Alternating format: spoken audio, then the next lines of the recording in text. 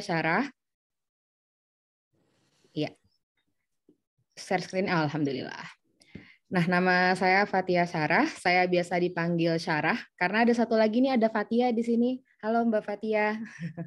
Ini kebetulan Halo, Mbak. rekan Indonesia, iya, rekan Indonesia di Nagoya ya. Mau ikut hadir berbagi ilmu dan pengalaman bareng-bareng. Nah, untuk hari ini saya ucapkan terima kasih kepada Siput yang sudah memberikan saya kesempatan untuk bisa berbagi ilmu di sini. Karena sejatinya belajar yang paling utama itu justru dengan mengajar. Ya, jadi karena permintaannya temanya tentang adab menuntut ilmu, akhirnya saya jadi belajar kan. Saya jadi mencari-cari materi yang cocok gitu ya. Nah, alhamdulillah ketemu sebuah buku yang dihadiahkan oleh seorang sahabat waktu zaman kuliah dulu ya, yang masya Allah ilmunya luar biasa. Nah, karena teringat buku itu, wah kayaknya pas banget nih gitu kalau misalnya di-sharing sama teman-teman. Apalagi buku itu disusun oleh orang yang sikoh ya, yang insya Allah sangat mumpuni keilmuannya, akhlaknya. Jadi semoga bisa kita teladani isi-isi materinya gitu. Nah, sebelum kita mulai, teman-teman, saya sapa dulu nih yang saya ingat ada Mbak Evi, Mbak Nailil, Mbak Tesri, Mbak Ades, Mbak Putri, Rani, Mbak Arifah, Mbak Lia, Mbak Abid. Kita baru ketemu sekarang ya. Tapi semoga ikatan silaturahmi ini nanti akan terus berjalan. Juga Mbak Fatia, Insya Allah terima kasih sudah meluangkan waktunya. Nanti kita sharing ilmu saja ya. Jadi kalau misalnya ada yang saya sampaikan yang kurang berkenan atau misalnya salah-salah sedikit, teman-teman boleh bantu mengoreksi, nggak masalah. Ya. Nah, sebelum kita mulai lagi, saya share screen. Oke. Sudah kelihatan ya teman-teman layarnya? Oke. Nah, sebelum kita mulai, saya mohon kita semua bareng-bareng bersama saya mengucapkan istighfar dulu 3 kali. Nastaghfirullahalazim. Nastaghfirullahalazim. Nastaghfirullahalazim. Untuk apa? Untuk memohon ampunan kepada Allah. Apalagi kita mau menuntut ilmu. Ya, selevel Imam Syafi'i saja, saya beberapa kali menyampaikan ini ke teman-teman di Sukuba waktu diperkenankan sharing-sharing ilmu sedikit, itu pernah mengadu kepada gurunya. Jadi Imam Syafi'i itu berkata, syakautu ila waqi'in su'ahibzi, fa'arsyadani ila tarkil ma'asi, wa akhbarani bi annal ilma nurun, wa nurullahi la yuhdalil asi. Suatu hari aku mengadu kepada guruku, Waqi'. Kenapa kok aku susah banget menghafal? Lalu beliau berkata, ilmu itu cahaya. Cahaya Allah itu tidak akan turun bagi orang yang melakukan maksiat. Jadi kita memohon ampun kepada Allah agar sengaja atau tidak sengaja kesalahan-kesalahan yang pernah kita lakukan diampuni oleh Allah, sehingga hari ini Allah bukakan pintu hati kita, pikiran kita agar mudah menerima ilmu. Itu ya. Yuk, sekali lagi kita sama-sama membaca basmalah. Bismillahirrahmanirrahim. Ini kebetulan bukunya Al-Majmu' Bekal Nabi bagi para penuntut ilmu. Kebetulan juga saya sudah meminta izin melalui istrinya ya. Karena kalau saya izin langsung, saya sungkan. Jadi lebih ke melalui perwakilan istrinya. Daftar isinya ini Masya Allah ya bukunya. Terdiri dari beberapa bagian. Bagian pertama, keutamaan menuntut ilmu. Bagian kedua, cara menuntut ilmu. Bagian ketiga, cara menjaga ilmu. Bagian keempat, catatan Imam An-Nawawi. Bagian kelima, ruang prioritas. Tapi ketika saya lihat, saya sepertinya akan fokus di bagian pertama dan bagian kedua. Ada 16 hadis yang insya Allah akan kita kupas hari ini. Nanti Mbak Evi atau tim dari Siput boleh ini ya nyolek saya ya kalau waktunya sudah habis ya. Jadi nanti kita bisa cut dan kita lihat sampai di batas mana. Tapi untuk PowerPoint-nya saya sudah buat sampai hadis ke-16. Nanti insya Allah akan saya share juga kalau teman-teman mau untuk baca-baca ulang. Yang pertama, keutamaan menuntut ilmu. Ya, Masya Allah. Hadis yang pertama, menjadi orang baik, teman-teman. Dari Muawiyah radhiyallahu anhu, beliau berkata, Rasulullah Shallallahu alaihi wasallam bersabda, "May yuridillahu bihi khairan yufaqihu fid-din." Barang siapa yang Allah kehendaki kebaikan padanya, niscaya Allah akan jadikan ia faham dalam agama. Tanda kebaikan pada seseorang itu sebenarnya bukan banyaknya materi dunia, tapi seberapa banyak pemahamannya akan tuntunan agama. Berbahagialah nih kita semua, insya Allah yang hadir di sini ya, yang Allah mudahkan langkahnya untuk membuka laptop atau membuka handphone dan mendengarkan kajian-kajian untuk memperbaiki pemahaman agama kita. Karena saat ini Allah telah membimbing kita nih untuk menjadi orang-orang yang lebih baik. Coba kalau kita bayangkan ya, di Jepang, negara minoritas, tapi kita masih dipertemukan oleh komunitas yang baik. Gitu. Bahkan kalau saya boleh sharing, salah satu impian saya yang sangat-sangat saya impikan dari dulu, itu sebenarnya terwujudnya justru di Tsukuba. Bahkan impian itu, spesifik satu impian itu, belum bisa saya wujudkan di tahun sebelumnya ketika saya 10 hari terakhir itu umroh di Makkah. Walaupun di sana banyak sekali kebaikan dan hikmah-hikmah yang saya dapatkan, tapi untuk satu keinginan saya ini justru terkabulnya itu di Tsukuba. Keinginan apa? Jadi saya ingin banget dari dulu tuh setiap hari itu saat bulan Ramadan itu mempelajari isi Al-Quran, bukan hanya menghatamkan. Tapi kalau selama di Indonesia kan ya disambi bekerja yang lain gitu, tuntutan pekerjaan banyak, belum ada corona ya saat itu, buka bersama di mana-mana gitu kan, urusan sana sini. Jadi rasanya Ramadannya itu insya Allah sih kalau khatam insya Allah ya sudah pasti. Nah untuk mengkajinya itu loh, itu rasanya tuh kayak kurang cukup waktunya gitu. Jadi paling baliknya ke rutinitas menyelesaikan bacaan lagi. Yang saya inginkan itu saya pengen mengkaji satu juz itu utuh. Dan alhamdulillah ya bersama Mbak Putri dan tim Siput di tahun dulu saya di sana di Jepang itu kita membuat kajian selama Ramadan 1 hari 1 juz, bukan hanya membaca tapi memaknai isinya apa. Nah, sebelum saya bisa menyampaikan maknanya kan saya harus belajar dulu nih. Itu yang saya cari sebenarnya. Jadi, saya bela-belain banget deh. Nggak apa-apa deh, pelajaran kuliah, pelajaran semesteran secukupnya saja, nggak sampai kurang, tapi mungkin nggak sampai yang 100% maksimal, tapi saya mau memaksimalkan Ramadan. Jadi, Masya Allah, tidak harus berada di tempat yang kelihatannya mayoritas Muslim, kelihatannya mudah untuk beribadah, ternyata dimanapun, selama Allah menghendaki kebaikan pada diri kita, pada diri siapapun itu Allah akan mudahkan kita untuk memahami agama. Jadi saya sangat-sangat bersyukur. Jadi Siput ya insya Allah selalu ada di dalam hati saya karena menjadi salah satu wadah untuk mengaplikasikan impian saya. Memahami Al-Quran itu per juz, setiap hari 1 juz, dan alhamdulillah saat itu ya nggak pernah kosong sedikit pun, nggak pernah saya skip, dan buku catatannya alhamdulillah masih ada, jadi saya catat ulang. Setiap ayat saya baca, setiap ayat saya coba pahami artinya, saya tulis ulang lagi gitu, karena kan kalau misalnya belajar sebaiknya ditulis lagi ya, biar lebih lekat ingatannya, jadi Masya Allah. Semoga semua teman-teman yang hadir di sini juga Allah mudahkan ya, untuk memahami agama. Kita lihat hadis yang kedua. Ringan langkah ke surga menjadi pewaris Nabi. Ya, Imam Ibnu Majah menukil hadis Rasulullah Shallallahu alaihi wasallam yang diriwayatkan Abu Darda, sami'tu Rasulullah Shallallahu alaihi wasallam man salaka tariqan yaltamisu fihi ilman sahalallahu tariqan ilal jannah wa innal malaikah. Masya Allah ya teman-teman, ini nanti banyak banget keutamaannya nih di hadis ini. Wa innal malaikah latadu'u ajnihataha ridan li talibil ilm. Wa inna talibal ilm yastaghfiru lahu man fis sama'i wal ard hatta al hitani fil ma'. Wa inna fadlal alim 'alal 'abid kafadlil qamar 'ala sairil kawakib. Innal ulama hum warathatul anbiya.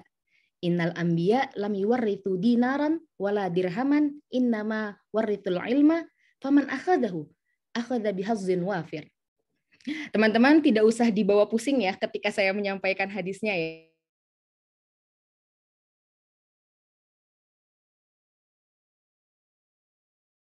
Perbedaan ketika kita hanya membaca terjemahannya dan membaca ayat aslinya, perkataan aslinya, itu lebih menggetarkan ke jiwa kita gitu. Semoga juga teman-teman nanti Allah mudahkan untuk memahami bahasa Arab. Kalaupun tidak paham saat ini nggak apa-apa. Tapi yang penting ketika mendengarkannya itu semoga ada getaran-getaran dalam jiwa sehingga Allah hadirkan pemahaman akan maknanya. Yang artinya saya mendengar Rasulullah Shallallahu Alaihi Wasallam bersabda, barang siapa yang menempuh jalan untuk belajar satu pengetahuan saja, apalagi banyak ya, Allah akan mudahkan baginya jalan menuju surga. Dan sungguh para malaikat membentangkan sayap mereka seraya meridhoi penuntut ilmu. Lalu yang tidak kita ketahui nih teman-teman, penghuni langit dan bumi sampai hiu yang berada di lautan itu memohonkan ampunan bagi kita semua nih penuntut ilmu. Masya Allah ya, luar biasa. Lalu keutamaan orang yang berilmu dibanding ahli ibadah itu layaknya keutamaan rembulan dibanding seluruh gemintang. Sungguh, para ilmu itu adalah pewaris para nabi. Nabi itu tidak mewariskan dinar dan dirham, melainkan pengetahuan. Maka siapa yang dapat mengambilnya, sungguh ia telah meraih keuntungan yang berlimpah. Saya jadi teringat pesan almarhumah ibu saya.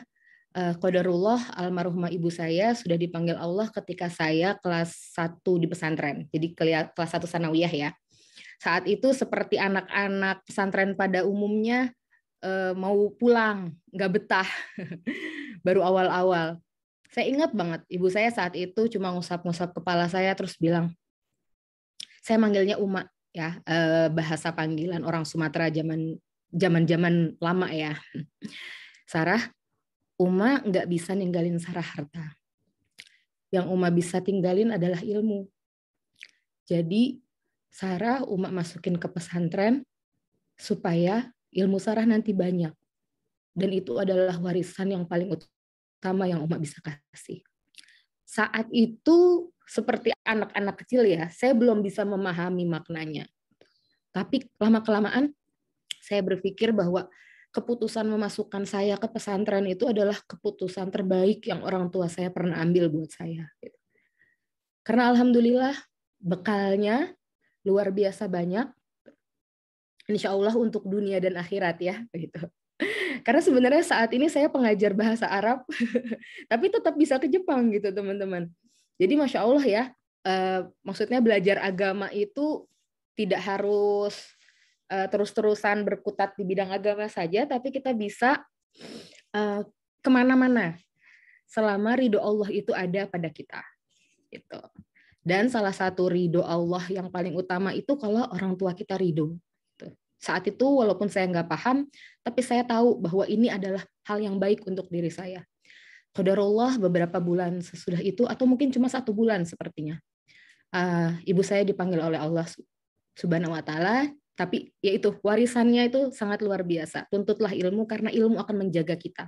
Kalau harta itu mungkin akan cepat habis, tapi kalau misalnya ilmu, insya Allah semakin dikasih, semakin dibagi-bagi ke orang, itu justru makin tambah banyak.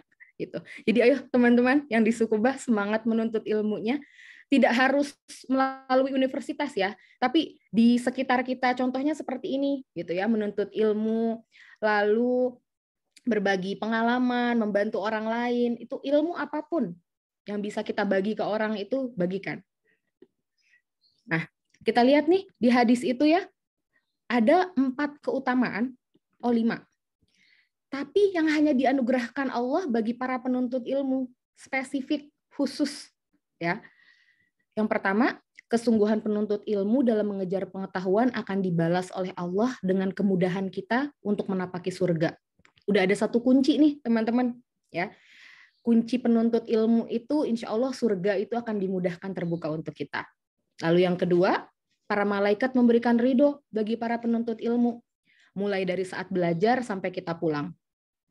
Ya, jadi ada juga hadis man kharaja fi talabil ilmi fahuwa fi sabilillahi hatta yarji'a. Barang siapa yang keluar untuk menuntut ilmu, maka dia itu fisabilillah sampai dia pulang. Jadi perbanyak doa-doa yang baik ya. Insya Allah doa-doa kita itu akan banyak diijabah oleh Allah karena kita sedang fisabilillah, sedang menuntut ilmu ya. Saya ingat banget dulu lagi capek-capeknya, terus lagi keingetan sama makanan rumah. Terus kebetulan saya diminta presentasi tentang makanan Indonesia, tentang sarapan spesifiknya malah. Itu saya pasang tentang nasi uduk, tentang bubur sumsum ya. Masya Allah ya. Tiba-tiba dia ngetok pintu saya, nganterin nasi uduk lengkap dengan ayam, lengkap dengan sambal, lengkap dengan tahu, tempe ya. Ya Allah, itu kayak makan nasi uduk ternikmat di Sukubah gitu. Itu aja baru hal kecil ya teman-teman ya, yang kelihatannya kecil, tapi Allah tuh maha mengabulkan. Kita belum berucap aja, baru terbesit di benak kita aja udah dikabulkan tuh. Jadi insya Allah berdoalah yang baik-baik, berpikir yang baik-baik. Terima kasih banyak kepada sahabat yang mengirimkan makanannya saat itu sebagai perpanjangan tangan ya. Pasti itu kan digerakkan oleh Allah gitu. Suka ngerasa nggak tiba-tiba kayak pengen deh ngasih ini gitu ya, pengen deh ketemu ini gitu. Itu sebenarnya tanpa kita sadari itu digerakkan oleh Allah. Bisa jadi atas kebaikan yang dia lakukan, bisa jadi Allah menginginkan kebaikan untuk kita. Lalu yang ketiga, mendapatkan permohonan ampunan. Coba Masya Allah, ada yang bantuin kita minta ampun sama Allah ya. Kebayang kan, Nabi Muhammad aja, selevel Nabi Muhammad aja masih sering beristighfar memohon ampunan kepada Allah gitu. Apalagi kita yang dosanya banyak banget, pasti kan butuh banget mohon ampunan. Ini ada yang bantuin, itu kan alhamdulillah banget gitu. Makanya saya selalu berusaha untuk selalu menuntut ilmu, mau sampai kapanpun. Saat ini saya masih ikut beberapa kelas, walaupun mengajar juga. Bahkan ada satu kelas yang saya ikuti itu jam 10 malam, karena pengadaan kelasnya di Amerika. Kelas otodidak sih, gitu. Karena apa? Karena saya selalu ingin menyandang gelar sebagai penuntut ilmu. Bukan gelar ijazah yang saya kejar, tapi gelar penuntut ilmunya itu, karena barokahnya itu luar biasa, teman-teman. Ya, menemani suami atau istri menuntut ilmu pun insya Allah juga sama berkahnya. Lalu kita lihat tuh keutamaannya berkali lipat dibandingkan ahli ibadah yang hampa pengetahuannya. Itu. Jadi mungkin kalau ahli ibadah sholatnya 2 rakaat panjang tapi belum memaknai bacaannya, belum menjiwai sholatnya, gitu ya. Berbeda sama orang-orang yang punya ilmunya. Gitu. Jadi tahu saat sujud itu banyak sekali doa-doa yang diijabah, jadi kita perbanyak doa saat itu gitu ya. Lalu ketika kita baca, bahkan mungkin kita bisa meneteskan air mata saat membaca atau mendengarkan bacaan. Ya. Lalu kita juga ini sebagai pewaris para nabi, Masya Allah.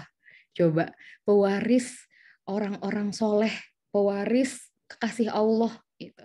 Jadi teman-teman jangan dilepaskan ya gelar penuntut ilmunya itu sepanjang hayat ya. Karena ada hadis juga utlubul ilma minal mahdi ilal lahdi. Tuntutlah ilmu dari sejak buayan sampai ke liang lahat.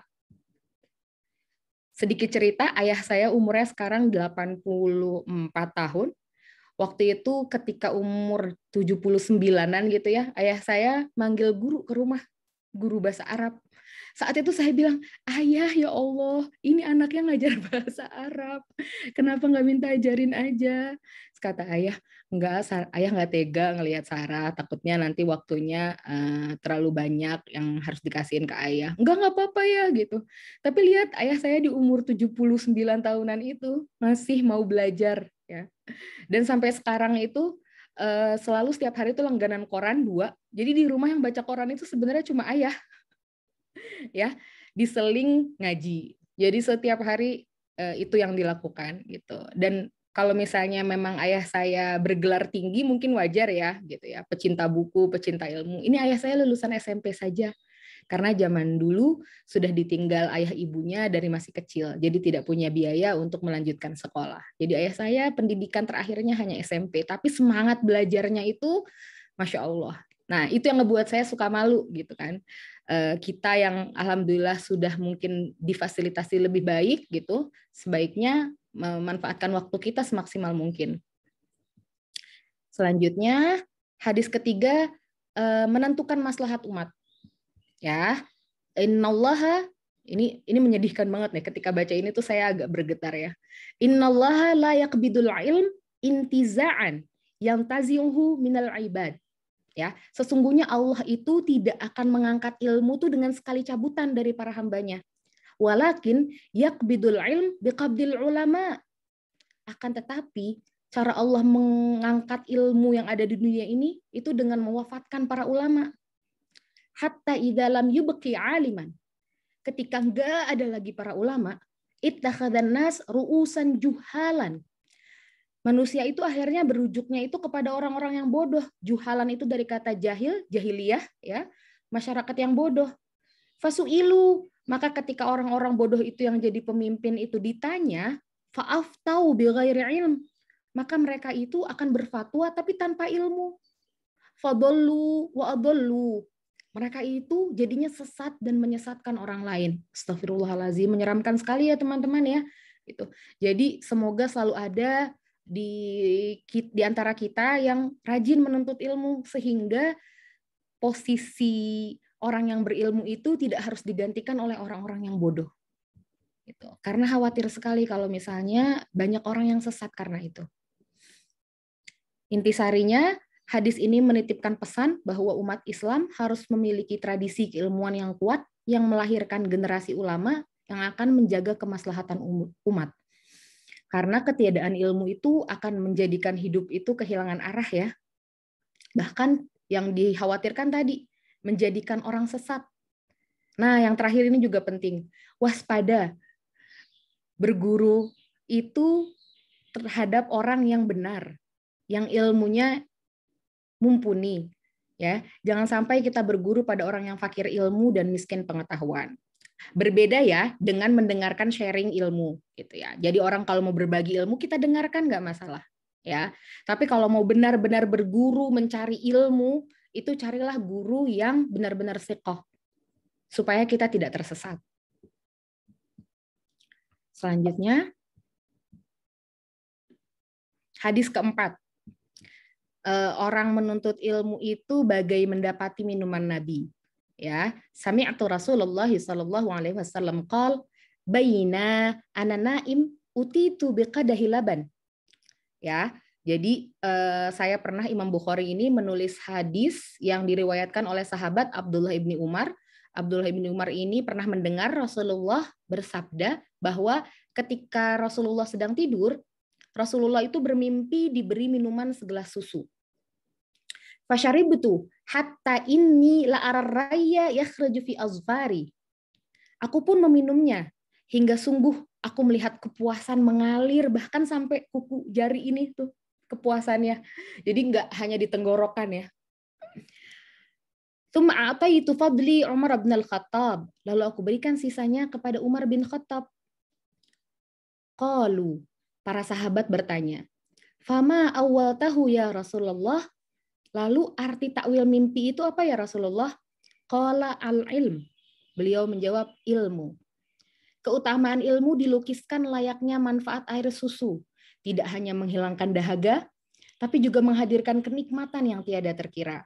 Air susu itu kan diketahui amat bermanfaat dan menyehatkan. Seolah menghadirkan kesan bahwa ilmu yang sejati itu adalah ilmu yang memberikan manfaat bagi kehidupan.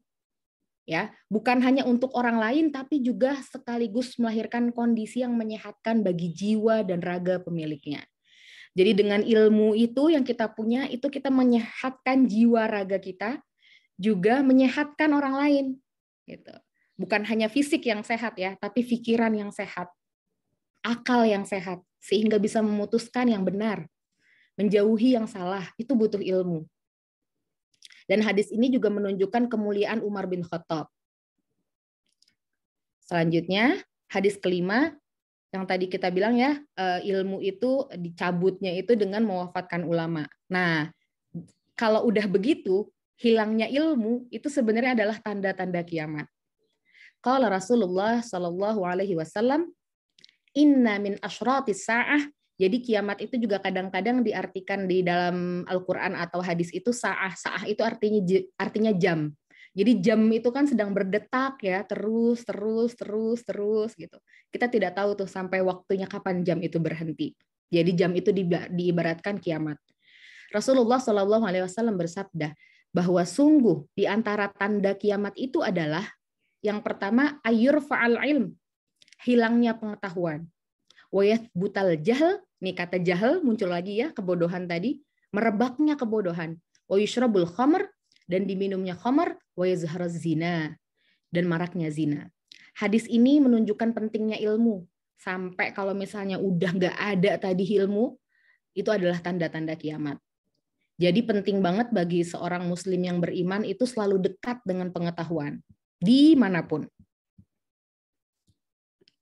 Hadis yang ke-6, dengan ilmu kita meraih 4 kemuliaan. Saya bacakan hadisnya. Anin Nabi sallallahu alaihi wasallam qol majtama'a qaumun fi baitin min buyutillahi ta'ala. Artinya Nabi sallallahu alaihi wasallam bersabda, tidaklah sekelompok orang yang berkumpul di salah satu rumah Allah, ya, seperti kita saat ini ya, kita lagi berkumpul untuk mengkaji nih ya, yatluna kitaballahi wa yatadarasuna bainahum. Ya, yang kita mau mengkaji kandungan Al-Qur'an dan saling mempelajarinya, illa nazalat alaihimus sakinah, kecuali ya kita tuh insya Allah akan diturunkan ketentraman, as-sakinah, wa ghasyiyatuhumur rahmah, dan diliputi oleh rahmat, wa hafathumul malaikah, dan malaikat yang mengurumuni, wa dzakarahumullahu fiman indah, dan disanjung Allah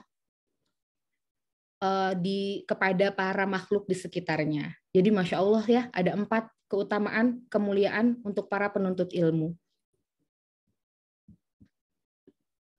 Hadis yang ke-7, ketika kita menuntut ilmu, insya Allah pahala yang kita dapatkan, kalau kita manfaatkan ilmu kita dengan baik, itu akan melimpah. Bukan hanya saat kita hidup, tapi saat ketika Allah memanggil kita. Ya. Hadis ini sangat familiar ya, tapi mungkin ada redaksi yang berbeda. Sengaja saya screenshot karena saya mau hadirkan hadis yang memang dinukil oleh Ustadz Adi Hidayatnya. Ya, kalau hadis yang dinukilnya gini, idza matal insan inqata'a anhu amaluhu illa min salatah. Jika seorang manusia wafat, maka terputuslah semua amalnya kecuali 3 perkara. Salatah itu 3. Shadaqatin jariyah, sedekah jariyah, au ilmin yuntafa'u bihi, ilmu yang bermanfaat, au waladin salih yad'ulah, serta anak soleh yang terus berdoa untuknya. Ilmu yang bermanfaat itu nggak hanya mengalirkan pahala saat ini aja, tapi terus-terusan gitu. Jadi ayo teman-teman perbanyak nih amal-amal jariyahnya. Sejujurnya saat saya diminta jadi pembicara di sesi ini itu gitu ya.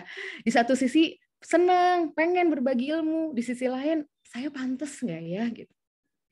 Saya khawatir kalau misalnya saya akan menyampaikan kesalahan gitu. Tapi kalau tidak dicoba, kapan kita tahu? Dan kapan lagi kita jariahkan ya ilmu yang kita miliki. Jadi teman-teman kalau diminta orang untuk berbagi ilmu, selama insya Allah kita punya lah ya ilmunya, walaupun mungkin kan tingkatannya beda-beda ya. Kalau ilmu saya mungkin masih segini ya. Kalau Ustadz Adinya Masya Allah yang banyaknya minta ampun. Ya, tapi nggak apa-apa. Yang penting niat berbagi dan juga mencari sumber-sumber yang insya Allah terpercaya. Gitu. Jadi amal-amal kita, ilmu-ilmu yang kita sampaikan itu bisa bermanfaat bagi orang lain. Coba misalnya nih ya, satu kalimat ini terngiang-ngiang sama diri teman-teman, ya, sehingga teman-teman memperbaiki kesehariannya. Terbayang nggak berapa banyak pahala yang diikuti oleh pembicara? Gitu. Jadi selalu pikirkan gitu. Kalau misalnya ada orang yang minta kita untuk berbicara, untuk berbagi ilmu, pikirkan amal jariyahnya itu adalah yang akan membantu kita tidak hanya di dunia tapi di akhirat. Gitu ya. Bahkan kemuliaan ilmu itu disandingkan oleh sedekah dan doa anak soleh. Sedekah itu kan juga Masya Allah ya pahalanya ya. Mathalul ladzina yunfiquna amwalahum fi sabilillahi kamathali habbatin ambatat sab'a sanabil fi kulli sumbulatin mi'atu habbah. Wallahu yudha'ifu liman yasha wallahu wasi'un alim. Jadi sedekah itu tuh pahalanya tuh seperti satu butir biji menumbuhkan 7 batang, satu batang lagi punya 100 ranting. Jadi kurang lebih 700-an, ya. Jadi ilmu yang kita kasih itu tuh seberharga itu, gitu. Ya, kalau kita punya sedekah, kita punya ilmu juga, wah luar biasa. Ya, apalagi ditambah dengan anak-anak soleh. Selanjutnya,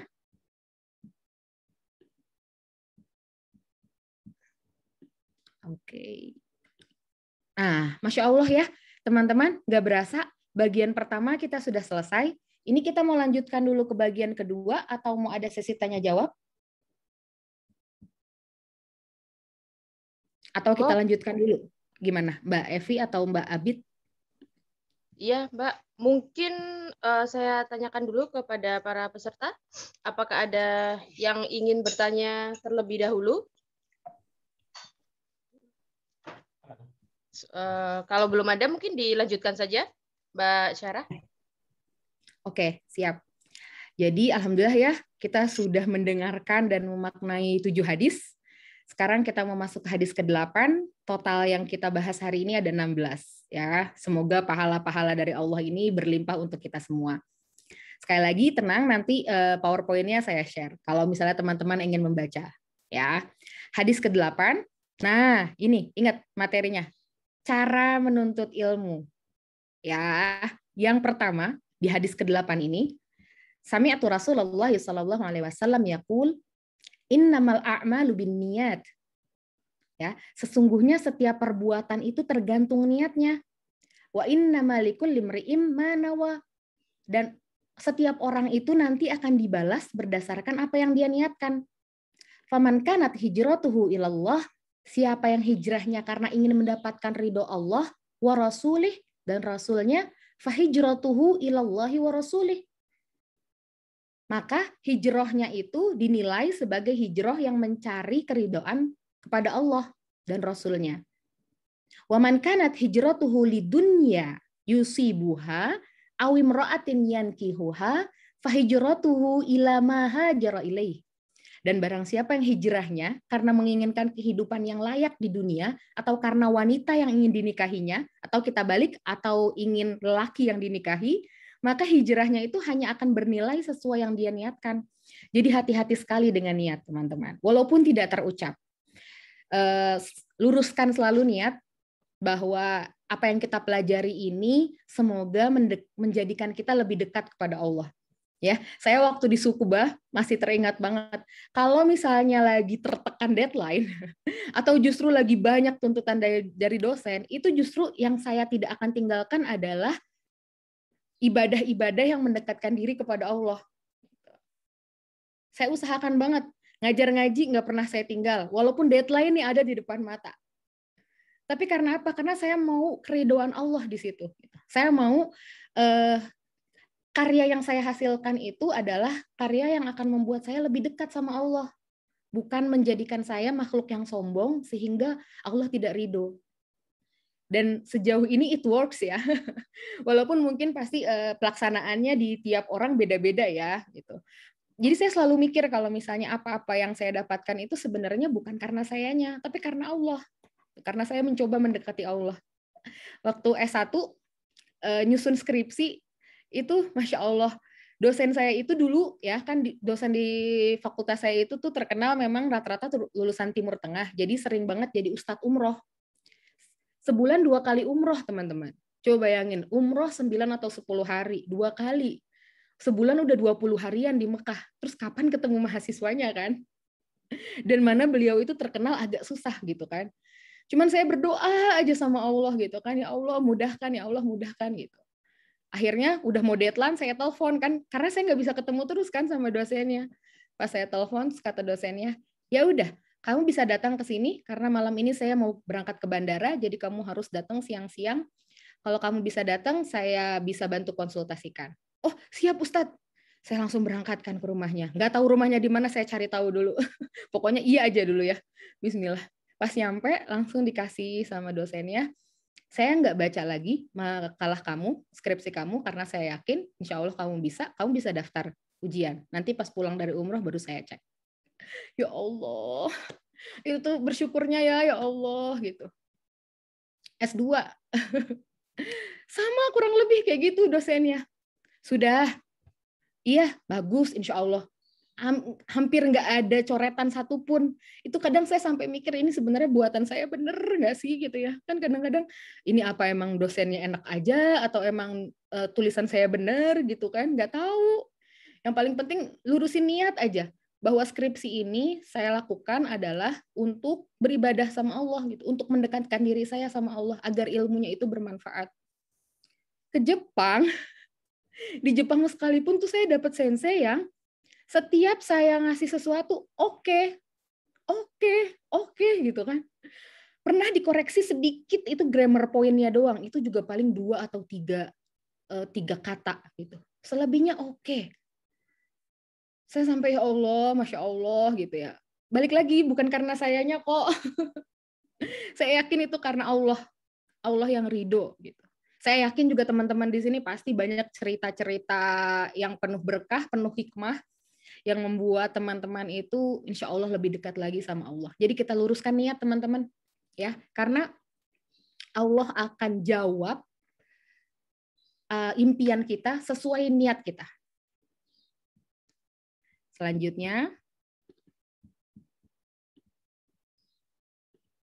nah, niat adalah landasan utama ya teman-teman. Tadi kalau niatnya karena Allah akan dimudahkan, tapi kalau niatnya karena manusia biasanya banyak ganjalannya. Niat ini juga yang menentukan aktivitas yang udah capek-capek kita lakuin nih, dari pagi sampai sore di lab yang nguprek-nguprek itu, apakah cuma dinilainya rutinitas atau jadi ibadah? Ya, jadi kalau misalnya ada orang yang bilang gini, 50-50, kalau misalnya berbuat di dunia itu, gitu. Jadi supaya dapat dunianya dan dapat akhiratnya. Kalau menurut saya 100% jadikan dunia itu ngikut akhirat. Jadi apapun itu, bahkan ngajar bahasa Inggris pun itu bisa jadi nilai ibadah kalau niat kita memang beribadah gitu. Kita pengen anak-anak yang kita ajarkan ini berpendidikan sehingga mereka bisa menjadi agen-agen Islam yang layak. Jadi niatnya diluruskan apapun itu. Ya, ilmu agama, ilmu umum, kita niatkan sebagai ibadah. Nah, itu tadi pahalanya akan tercatat. Kalau misalnya orientasinya hanya dunia saja, sayang, capek. Bahkan di zaman dulu ya, ada banyak yang memiliki beragam orientasi, ada yang mencari ridho Allah dan Rasul-Nya, ada pula yang berharap pesona dunia atau mendapatkan belahan jiwa. Sebenarnya gini, mungkin tidak salah ya ketika kita mengharapkan pasangan hidup kita adalah orang yang soleh ketika kita menjadi soleh. Tapi kita harus punya bigger dream than that gitu. Bahwa tujuannya itu Allah. Ketika Allah udah ridho, Allah akan mempertemukan kita dengan jodoh yang terbaik insya Allah. Kita lihat di ayat ini, man kana yuridu hartal akhirah nazid lahu fi harthih. Siapapun yang menginginkan kebaikan akhirat, maka akan kami tambahkan. Ya, bahkan ditambahkannya kenikmatan dunia juga ngikut. Wa man kana yuridu hartad dunya nu'tihi minha wa ma lahu fil akhirati min nasib. Sedangkan siapapun yang hanya menginginkan kebaikan dunia saja, maka kami berikan itu aja. Nggak ada bagian akhiratnya. Sayang banget. Jadi kita kombinasikan. Semua yang kita lakukan di dunia ini niatnya untuk ibadah. Saking pentingnya kandungan ayat ini, Rasulullah bahkan menegaskan bahwa man ta'allama ilman yabtaghi bihi wajhallahi ta'ala la yata'allamuhu illa liyusiba bihi ghardan minad dunya lam yajid arfal jannah yaumal qiyamah. Siapapun yang menuntut ilmu demi mengharap ridho Allah, namun kemudian dia berbelok nih tujuannya untuk meraih keinginan dunia, maka ia tidak akan mencium wangi surga di hari kiamat kelak. Karena itu nih teman-teman jadi pengingat ya untuk kita semua bahwa seorang muslim tuh sejatinya tidak menjadikan ijazah, pekerjaan, bahkan pengetahuan itu sendiri sebagai orientasi utama. Tapi itu semua tuh wasilah ibadah yang mendekatkan diri kita kepada Allah. Gitu. Saya pernah buat status juga tuh ya, jadi pengingat sih bagi kita dan saya sendiri khususnya bahwa Kalau ilmu yang kita pelajari tidak membuat kita lebih dekat kepada Allah, berarti ada yang salah dalam cara kita menuntut ilmu. Ilmu apapun yang kita miliki, sebaiknya itu adalah ilmu yang mendekatkan diri kita pada Allah. Selanjutnya, Imam Muslim menukil hadis ini ya, bahwa sayakunu fi akhir ummati. Oke, sebentar. Oke, hadis ke-9, kita masuk ke mencari guru yang fiqh. Tadi sempat saya singgung, kalau mau cari guru yang benar-benar belajar, itu usahakan yang fiqh. Sayakunu fi akhir ummati unasu yuhadditsunakum ma lam tasma'u antum wala aba'ukum fa iyyakum wa iyyahum. Rasulullah bersabda bahwa nanti akan ada di masa akhir nih umatku yang akan menyampaikan hal-hal yang tidak pernah kalian dengar sebelumnya. Tidak pula didengar oleh aba'ukum itu nenek moyang, bapak-bapak kalian dan orang-orang zaman dulu. Jadi fa iyyakum wa iyyahum, waspadalah kalian atas mereka. Hadis ini menegaskan pesan bahwa penuntut ilmu itu haruslah selektif memilih guru, khususnya di akhir masa, saat muncul para pengajar agama yang tidak memiliki latar belakang keilmuan yang jelas, atau bahkan ahli agama yang justru menyesatkan umat. Nauzubillah. Ya, semoga kita dipertemukan dengan guru-guru yang thiqah ya teman-teman ya. Intisarinya, bahkan Imam Muslim ya menempatkan hadis ini itu di dalam bab yang sangat menarik. An-nahyu 'anir riwayah 'anid du'afa wal ihtiyat fi tahammuliha. Jadi hadis ini ditempatkan di dalam bab larangan mengambil riwayat belajar pada orang yang lemah ilmunya dan waspada juga dalam rujuknya. Jadi benar-benar carilah guru yang fiqh, yang tepat, yang terpercaya. Karena Imam Muslim juga menukil riwayat inna hadzal ilm, sesungguhnya pengetahuan ini dinun, pokok agama. Fangzuru amman ta'khuduna dinakum. Maka telitilah dari mana, dari siapa kalian mengambil ilmu. Ya, bahkan Imam An-Nawawi ini memberikan 4 syarat ketat nih bagi seorang guru ya. Ini juga menjadi pengingat banget nih buat saya, ya Allah. Semoga minimal niat kita untuk menjadi guru yang tepat itu yang Allah mudahkan ya.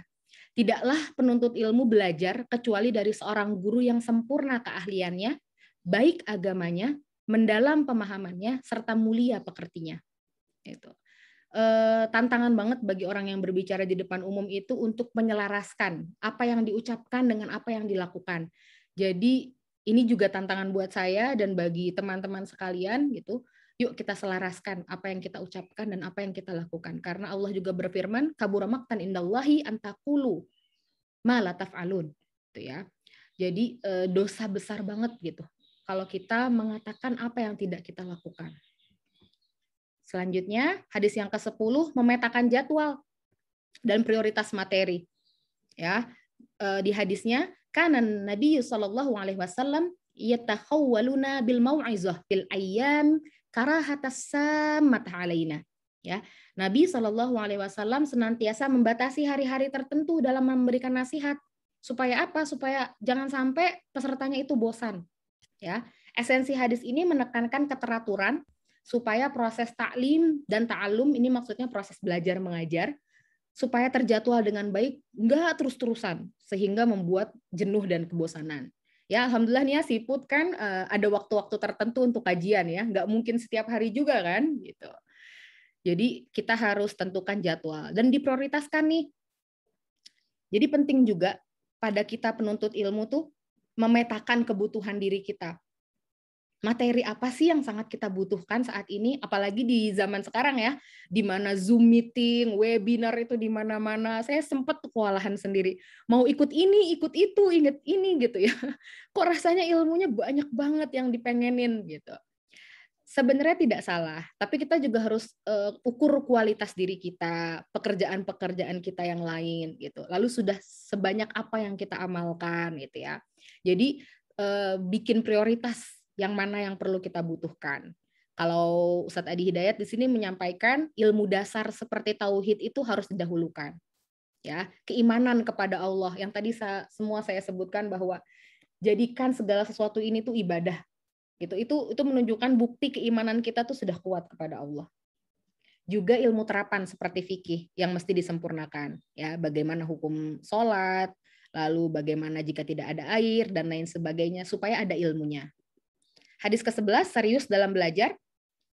ya. Laqad zanantu ya ini. Jadi suatu hari, saat ini saya bacakan Indonesianya saja. Pernah ditanyakan kepada Rasulullah, siapakah manusia yang paling beruntung mendapatkan syafaatmu pada hari kiamat kelak? Ya. Rasulullah SAW menjawab, ya Aba Hurairah, an la yas'aluni an hadzal haditsin ahadun awwalu mink. Ya. Wahai Abu Hurairah, sungguh aku sudah menduga tidak akan ada orang yang bertanya kepadaku tentang ini sebelum engkau. Kenapa kok Rasulullah bisa bilang gini ke Abu Hurairah? Ya, di hadisnya diucapkan, lima ra'aitu min hirsika 'alal hadits. Aku mengamati kesungguhanmu dalam mendapatkan hadis. Ya, orang yang beruntung mendapatkan syafaatku pada hari kiamat adalah orang yang mengucapkan la ilaha illallah ikhlas dari kolbu atau jiwanya. Nah, ayat ini menunjukkan hadis ini ya, walaupun esensinya tuh tentang keterangan syafaat Rasulullah di hari kiamat, tapi ada esensi yang begitu kuat juga bahwa untuk menuntut ilmu itu perlu sungguh-sungguh. Ya, bahkan Rasulullah mengucapkan itu sebelum menjawab pertanyaan Abu Hurairah, ya, dengan kalimat aku mengamati kesungguhanmu dalam mendapatkan hadis. Ini adalah petunjuk yang jelas bahwa di antara sunnah belajar itu menjalaninya dengan serius dan penuh kesungguhan. Nih, perhatikan ya, bagaimana para ulama zaman dahulu itu begitu serius dalam belajar, mulai dari mengatur waktu hingga menapaki jauhnya jarak yang mesti dituju. Ada Imam Asy-Syafi'i yang rajin berkelana ke pelosok negeri, hingga Imam An-Nawawi yang mengikuti taklim, Masya Allah, 12 kali dalam sehari. Coba bayangkan. Demikianlah semangat mereka dalam menuntut ilmu. Wajar bila Allah memuliakan dan mengangkat derajat mereka hingga kini. Ada salah satu ayat favorit saya di Al-Quran surat Al-Mujadalah ayat 11 itu, yarfa'illahu alladhina amanu minkum walladhina utul ilma darajat. Allah itu akan meninggikan, akan mengangkat derajat orang-orang yang berilmu, orang-orang yang beriman dan orang-orang yang berilmu itu derajat yang banyak. Jadi Masya Allah ya, luar biasa sekali barokah dan hikmah-hikmah bagi para penuntut ilmu. Hadis ke-12, tenang dan fokus saat belajar. Anan Nabi SAW qala fi hujjatil wada'. Nabi SAW saat menyampaikan khutbah di haji wada itu bilang gini ke sahabat Jarir bin Abdullah, istansit annas, mintalah khalayak untuk diam. Faqala la tarji'u ba'di kufaran yadribu ba'dukum riqaba ba'd. Bahwa Nabi SAW itu bilang, jangan sampai nanti sepeninggalku tuh kalian jadi kafir lagi. Atau sebagian dari kalian memenggal leher yang lain. Karena apa? Karena tidak mendengarkan nasihat-nasihat yang aku sampaikan. Jadi ini menunjukkan bahwa aktivitas menuntut ilmu itu harusnya tenang dan fokus. Dan ketenangan jiwa itu juga menjadi bagian yang penting dalam proses menuntut ilmu. Seseorang yang punya persoalan emosional cenderung nggak fokus dalam belajar, bahkan mungkin menghadirkan mudorot di majelis ilmu. Contoh ya, banyak sekali zaman sekarang yang bertanya itu bukan untuk niat bertanya sebenarnya, tapi untuk menunjukkan kemampuannya di hadapan penanya. Ya, jadi kita luruskan niat kita. Kalau bertanya itu memang kita untuk memahami sesuatu, bukan untuk menyombongkan diri atau ingin menyalahkan orang lain. Saya sering kali ketika hadir dalam kajian, lalu melihat misalnya ya, ada sedikit kesalahan atau yang kurang-kurang dari pembicara, itu saya berdoa semoga Allah mengampuni dan Allah juga menjaga lisan kita untuk tidak mengoreksi langsung. Kalaupun mau mengoreksi di luar itu, kita menghargai beliau sebagai seorang guru yang sedang menyampaikan ilmunya, gitu. Jadi kalau hati kita tenang, nerimanya tuh enak, nggak emosi gitu ya, nggak cuma, kok begini sih gitu, harusnya begini-begini, nah gitu. Jadi kita lebih tenang ketika menyikapi sesuatu. Oh, aku pun sendiri mungkin bisa melakukan kesalahan. Ya, makanya disarankan nih sama ulama untuk menenangkan diri dulu kalau kita punya kegelisahan hidup. Ya, diriwayatkan nih dalam At-Tibyan, Imam An-Nawawi menulis, di antara adab penuntut ilmu, khususnya ilmu Al-Qur'an, ialah menepikan segala kesibukan yang dapat menghambat perolehan ilmunya, kecuali keperluannya itu super penting. Hadis ke-13, berarti sedikit lagi ya. Mencatat ilmu yang didapat. Ya. ada sahabat yang bertanya kepada Ali bin Abi Thalib, apakah Anda memiliki kitab? Beliau menjawab, tidak kecuali kitabullah. Dan pemahaman yang diberikan kepada kepada seorang muslim atau yang berasal dari catatan di lembaran ini. Abu Juhaifah berkata, aku bertanya lagi, apakah isi lembaran itu? Beliau menjawab penjelasan tentang al-aql, pembebasan tawanan, dan materi tentang seorang muslim yang tidak boleh dikisos karena membunuh orang kafir. Intinya di kalimat atas bahwa aku hanya memiliki buku yang berasal dari catatan-catatan ilmu. Ya, coba bayangin, Ali bin Abi Thalib aja yang dibilang ana madinatul alim wa aliyu babuha gitu ya. Ali itu disebut sebagai pintunya ilmu, itu yang sangat pintar itu selalu sigap mencatat. Maka kalau kita yang nggak sepintar beliau tuh kurang-kurang dari situ, mungkin kita harus lebih introspeksi. Ya, juga ada istilah itu bahwa ilmu itu binatang buruan. Lalu al-ilmu saydun qayyid suyudaka bil hibalil wathiqah. Ikat binatang buruanmu itu dengan tali yang kuat. Nah, cara mengikatnya itu dengan mencatat ilmu. Mungkin di zaman sekarang sudah lebih modern ya, dengan screenshot ya, dengan melihat layar gitu. Tapi boleh juga dengan catatan-catatan penting, itu akan mengingatkan kita lebih dalam lagi. Hadis keempat, menanyakan hal yang tidak dipahami. Ya, di dalam hadis, kuntu rajulan madza'an fa'amartul Miqdad bin al-Aswad ayas ala Nabi sallallahu alaihi wasallam fasa'alahu faqala fihi al-wudu. Artinya Ali bin Abi Thalib malu mau nanya langsung. Jadi minta sahabat Al-Miqdad untuk bertanya kepada Rasulullah, aku ini adalah seorang lelaki yang sering mengeluarkan mazi gitu ya. Lalu bagaimana? Rasulullah menjawab, ia hanya perlu berwudu. Jadi kunci ilmu pengetahuan adalah bertanya. Sebaiknya kita tidak merasa malu. Kalaupun kita malu, kita bisa minta bantuan orang lain untuk menanyakan apa yang tidak kita ketahui. Nah, tapi tentu harus diingat juga kapan waktunya. Usahakan pada sesi yang disediakan sehingga tidak memutus materi taklim yang sedang disampaikan. Hadis ke-15, tidak menyela saat taklim berlangsung. Ini cukup panjang hadisnya, jadi saya bacakan Indonesianya saja ya. Tatkala Nabi SAW sedang duduk dalam suatu majelis dan berbicara pada orang-orang, tiba-tiba datanglah orang Arab Badui yang bertanya, kapan hari kiamat tiba? Namun Rasulullah tidak langsung meresponnya dan tetap berbicara, tetap berceramah, tetap mengajar kepada khalayak. Sementara orang-orang bilang, wah kayaknya Nabi mendengar deh pertanyaan orang itu. Ada juga yang bilang bahwa, enggak, Rasul enggak mendengarnya. Hingga saat beliau selesai dari semua pelajarannya, beliau bertanya, di mana orang yang bertanya tentang kiamat tadi? Lalu orang itu berseru, aku ya Rasulullah. Rasulullah bersabda, jika amanah telah disia-siakan, maka nantikanlah hari kiamat. Orang itu bertanya lagi, bagaimanakah bentuk penyanyian itu? Beliau menjawab, jika suatu urusan diserahkan kepada orang yang bukan ahlinya, maka nantikanlah kiamat. Nah, hadis ini memberikan pelajaran bahwa suasana ta'lim itu mestinya kondusif. Tidak terputus oleh gangguan tertentu. Karena apa? Khawatir memutus pemahaman. Ini juga sebagai pengingat ya bagi kita ketika meng-cut video itu. Ya, jangan sampai motong-motong artinya tuh beda gitu. Jadi usahakan kalimatnya itu utuh, sampaikan seluruhnya. Nah, sunnah Nabi dalam belajar itu bertanya itu pada sesi yang diperkenankan. Juga diisyaratkan bahwa guru boleh meneruskan pengajaran tanpa merespon selaan. Ya, jadi kalau ada selaan seperti itu, kita tetap bisa melanjutkan materi kita, kecuali dalam kondisi tertentu. Hadis yang terakhir, Masya Allah, ya, hadis ke-16, mencermati materi yang telah dikaji.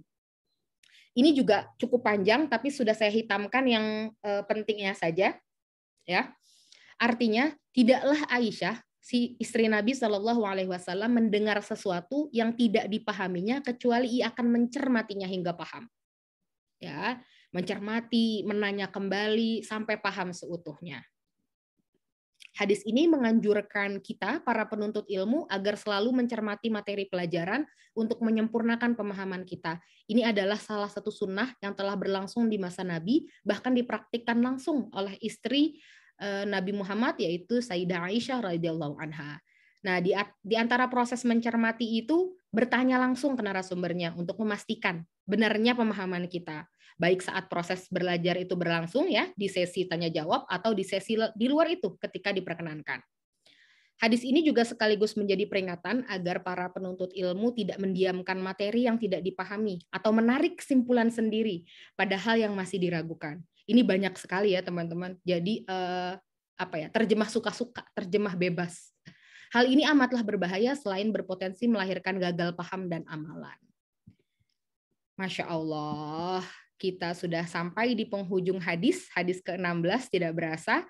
Terima kasih banyak sudah menyimak. Mohon maaf jika ada kata-kata yang salah. Sesungguhnya kesalahan itu datang dari saya, tapi kebenaran itu milik Allah Subhanahu wa Ta'ala. Saya kembalikan kepada MC atau moderator. Wassalamualaikum warahmatullahi wabarakatuh. Waalaikumsalam warahmatullahi wabarakatuh. Alhamdulillahirrahmanirrahim. Luar biasa sekali ya materinya, itu benar-benar lengkap dan aplikatif banget. Jadi kita bisa kebayang makna dari setiap hadisnya. Emang banyak banget ya dari Al-Quran maupun hadis yang menerangkan tentang tata cara, adab kita dalam menuntut ilmu ya. Dan mungkin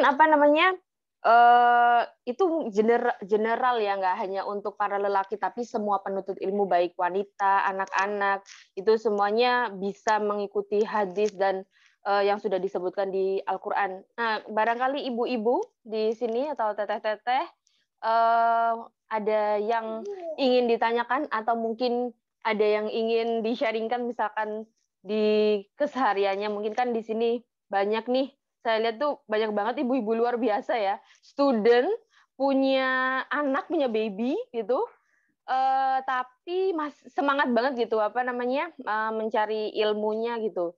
Bisa mungkin sharing gimana, seperti tadi kan Mbak Syarah sharing gimana beliau tetap semangat dalam mengejar deadline, itu tips-tipsnya ya Mbak ya, harus malah lebih berdoa kepada Allah, banyak ibadah.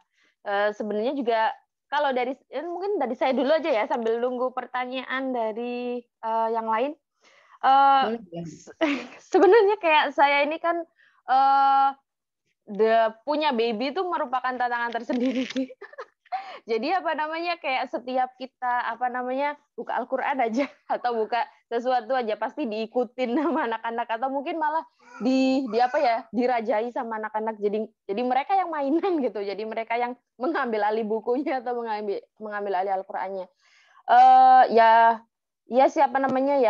Mungkin harus cari waktu ketika mereka tidur kali ya Mbak ya. Tapi pas mereka tidur tuh malah kayak kita tuh malah udah hilang gitu semangat buat baca atau browsing untuk dengerin kajian gitu. Gimana ya Mbak biar kita itu bisa konsisten terus mencari ilmu, gimana sih cara mengistiqomahkan motivasi kita, semangat kita gitu dengan kendala-kendala yang ada gitu. Iya, langsung saya jawab ya Mbak ya? Iya, boleh Mbak. Bismillahirrahmanirrahim, semoga saya mampu ya menjawabnya. Betul banget Mbak gitu. Bahkan saya suka ngelihat ya, kebetulan saya sendiri belum menikah dan belum punya anak, jadi waktu saya masih sangat fleksibel. Tapi saya ngelihat sendiri kakak saya kan, lagi belum selesai sholat udah digandulin gitu kan sama anaknya gitu, kayak kadang sama saya ambil ponakan saya gitu kan. Makanya juga saya sering banget nawarin diri untuk jagain anak-anaknya, karena saya lihat kan pasti orang-orang yang punya anak tuh butuh me time juga gitu. Nah, sekarang ya tadi yang seperti saya bilang Mbak, nggak akan bisa Mbak itu membagi 50-50 untuk dunia dan akhirat. Yang ada semua kegiatan dunia itu niatkannya itu ibadah. Jadi udah mencakup keseluruhan. Contoh lagi ngasuh anak ya, banyak-banyak baca istighfar dalam hati gitu. Banyak-banyak berdoa, ya Allah, jadikanlah anakku ini anak yang soleh. Itu kan ibadah. Jadi sambil nyuapin, ya Allah, jadikanlah makanan ini makanan penyehat raganya, bukan hanya raganya tapi juga jiwanya gitu. Jadi terus dimasukin yang seperti itu. Bahkan salah satu tips lagi, kebetulan kalau saya lagi main ke rumah Ustadz Adi Hidayat itu selalu murotal itu tuh dinyalakan. Ya, istrinya sih bilangnya merendah ya, bahwa supaya nggak sepi aja Sar gitu. Tapi kalau menurut saya itu salah satunya bahwa kita selalu berada merasakan dalam penjagaan Allah gitu. Saya biasanya juga seperti itu, tapi melihat kondisi. Kalau misalnya terlalu ramai di tempat umum, pasti sayanya aja. Tapi kalau kayak di kamar sendirian, saya sering banget sambil dengerin murotal gitu. Sambil ngapain. Terus tiba-tiba ada ayat-ayat tertentu yang saya ingat, itu kan artinya itu gitu. Saya jadi ingat gitu kan, jadi mengingat kembali. Nah itu tadi mengintegrasikan ibadah-ibadah itu sehingga kita nggak butuh tuh harus meluangkan waktu yang khusus banget gitu. Walaupun tadi memang untuk belajar sebaiknya tenang, fokus, tapi kan ada kondisi-kondisi tertentu.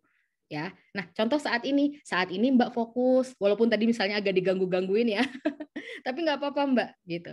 Ada waktu luang yang dikhususkan itu boleh, tapi nggak akan cukup. Nah salah satunya adalah libatkan semua aktivitas harian itu jadinya ibadah terus-terusan.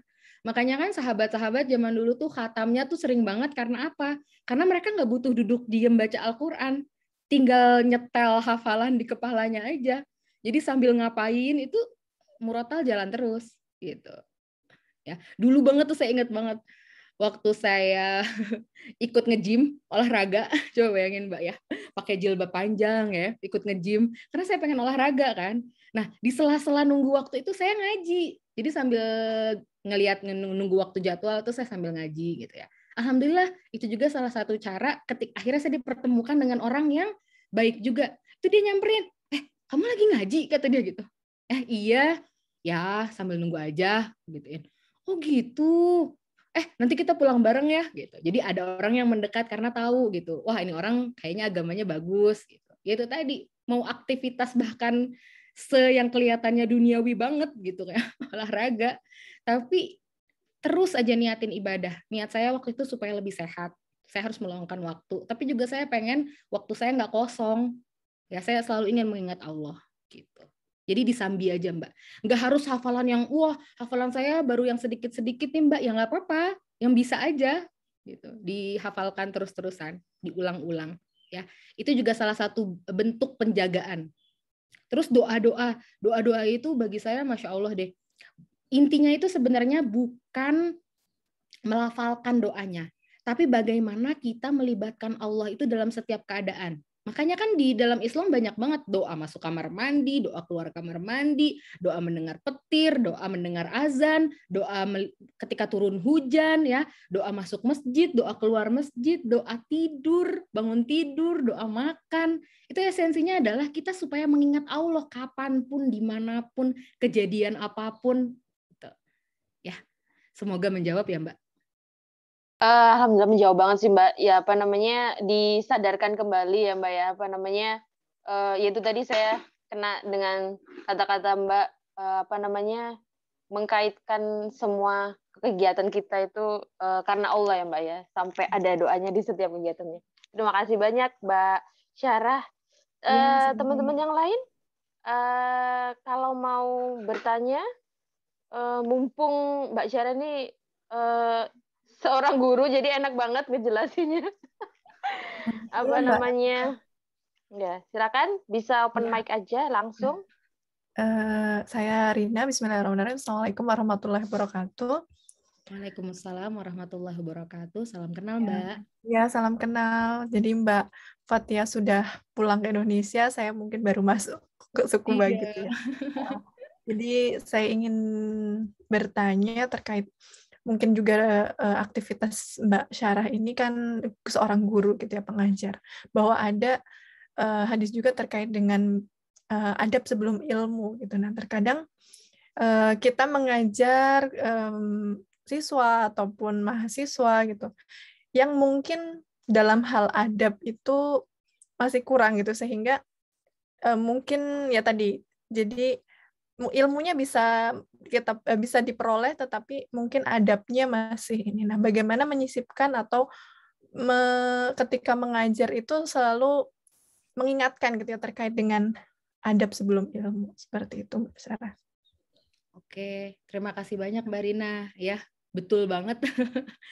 Jadi kalau saya ngajar ke anak-anak mungkin ilmunya bisa 50-60 ya. Tapi hampir 100% itu isinya nasihat. Tapi dikemas dengan baik gitu. Sehingga mereka mendengarkannya tuh nggak bosan ya. Kalau untuk anak-anak SD realnya yang mereka bisa lihat. Contoh Teman-teman, ayo dengarkan Bu Sarah ya. Masih berisik. Teman-teman, masih berisik. Pakai mainan, akhirnya mereka mendengarkan. Nah, saat mendengarkan jangan langsung ke materi, masukkan nasihat dulu. Wah, Masya Allah, teman-teman akhirnya bisa mendengarkan Bu Sarah. Tahu nggak teman-teman? Salah satu alasan Bu Sarah bisa dapat beasiswa ke Jepang, bisa dapat anugerah umroh ke Arab Saudi, bisa ke Korea, itu karena apa? Ada yang tahu nggak? Udah tuh langsung pada diem kan, penasaran. Apa nih ya? Karena mereka bisa ngukur, oh ke Korea, oh ke Jepang. Kalau surga, kalau pahala itu kadang-kadang masih abstrak gitu. Jadi ketika ke anak-anak, lihat yang mereka bisa ukur gitu. Lalu saya bilang itu karena Bu Sarah itu taat sama guru dan orang tua. Jadi ilmunya tuh berkah teman-teman. Sekali masuk ke kepala, nggak hilang-hilang. Karena apa? Mendengarkan dengan baik. Siapa di sini yang mau sama kayak Bu Sarah? Nah, itu angkat tangan, angkat tangan. Tapi jangan harap abis itu tenang sampai selesai. Tidak, belum tentu ya. Balik lagi gitu. Tapi ya itulah 1000 kali yang kita omongin, tapi mungkin satunya itu bisa membalikkan hati dia. Gitu. Saya punya anak murid dulu waktu kelas 1 SD itu Masya Allah ya. Sampai dia pernah nonjok hidung saya, coba bayangin, hidung saya ditonjok ya. Yang marah tuh bukan saya, tapi satu sekolahan ya, anak-anak murid, kok Bu Sarah dipukul, kan Bu Sarah nggak galak gitu ya. Dia nonjok itu karena dia nggak mau saya deket-deket sama orang lain. Dia maunya saya punya dia aja. Gitu. Coba bayangin ya, sampai sebegitunya ya. Tapi Masya Allah ketika kelas 4, saya temukan bakatnya gitu. Dia jago pidato, sampai akhirnya dia menang lomba pidato, bahkan skalanya itu ASEAN, dan dia diangkat jadi ketua OSIS. Alhamdulillah, sekarang kuliahnya juga di UI gitu ya, dan anaknya juga anak yang soleh. Nah, itu tadi, jangan putus asa, kita nggak tahu kalimat kita yang mana, nasihat kita yang mana yang akhirnya masuk ke telinga mereka. Lalu juga gini, ada tuh saya suka ngelihat kayak kutipan perkataannya Kiai Haji Maimun Zubair ya. Ketika kita mengajar itu, kita fokus saja niatnya ibadah. Karena kalau kita fokus ingin membentuk anak itu jadi baik, kita capek sendiri. Karena itu bukan tugas kita. Itu hak prerogatif Allah gitu. Ya, tugas kita hanyalah membantu menyampaikan ayat-ayatnya. Membantu menyampaikan apa yang kita punya. Ya, itu nanti tugas Allah. Nah, tapi itu tadi jangan putus asa, jangan patah semangat, terus aja. Kalau ke mahasiswa sambil diajak main aja, apa ya? Bukan main sih, kayak asik lah, sharing-sharing gitu. Kayak Mbak Rina misalnya di sini dapat beasiswa atau apa, itu diceritakan, kaitkan sama kehidupan nyata sehingga bisa mereka juga ngelihat konkretnya gitu. Ya sekali lagi saya bilang, jangan harapkan habis itu terus, wah jadi langsung baik, langsung soleh, langsung taat. Sama aja seperti kita kan, al ilmu itu yazid wa yanqus, kadang bertambah, kadang menurun. Jadi memang harus dicas terus-terusan. Nah, seperti itu juga para murid kita dan para mahasiswa. Jadi harus sering dicas, harus sering dikasih nasihat-nasihat gitu. Tapi mungkin teknik menyampaikan nasihatnya bagaimana gitu. Bisa lebih di-softkan, bisa lebih dibuat asik sehingga tidak seperti menggurui gitu. Semoga menjawab ya Mbak Rina ya. Ya, sudah menjawab. Terima kasih banyak, Mbak Sarah. Iya, sama-sama. Oh iya, tadi terkait adab sebelum ilmu, ya benar, penting banget. Jadi, kalaupun kita belum bisa benar-benar ngajarin anak murid kita untuk seperti itu, kita mulai dari diri kita sendiri dulu. Ya, sudahkah kita menunjukkan adab sebelum ilmu, bahkan kepada dosen-dosen kita yang Jepang? Ya, saya tuh berusaha banget. Pernah dosen saya ngasih saran ke judul saya, itu mau ngubah judul saya sebenarnya. Itu saya astagfirullahalazim, saya nggak berani ngelawan perintah dosen bahkan di Indonesia sekalipun, tapi saya tahu kalau saya nurutin saran yang ini, research saya nih bakal agak panjang dan agak susah gitu, agak keluar dari yang saya sudah rancang. Itu saya, ya Allah, ngejawabnya itu butuh semingguan atau 2 minggu, itu banyak-banyak mendekat sama Allah, takut takut salah ngomong, takut menyakiti hati guru. Walaupun gurunya juga non-muslim ya, tapi itu saking takutnya saya sama dosen, maksudnya takut dalam artian positif, nggak mau melukai hati dosen. Itu saya benar-benar deh mendekat sama Allahnya, zikirnya, baca-baca gitu ya, sampai akhirnya saya ngirim email saya bilang saya mohon maaf, saya sudah berusaha mengaplikasikan sarannya di research saya, tapi setelah beberapa pertimbangan saya jabarkan gitu. Gini. Lalu jawaban senseinya apa? Oke, no problem. Ya Allah, saya untuk nulisnya tuh ketakutan sendirian gitu ya. Tapi ya Allah, ada Allah gitu ya. Yang membolak-balikan hati bukan hanya hati orang muslim, tapi hati siapapun. Jadi insya Allah kalau kita dekat sama Allah, apapun yang kita inginkan, apapun yang kita butuhkan, itu insya Allah akan selalu Allah penuhi. Ya, jadi adab sebelum ilmunya kita dulu yang praktekkan, insya Allah lama-lama orang-orang di sekitar kita, orang-orang yang kita ajarkan itu bisa ikut. Gitu. Ya, oke, Mbak Abid. Ya, mungkin satu penanya lagi kalau misalkan ada yang masih ingin bertanya. Ya Mbak Syarah? Saya mau bertanya Mbak.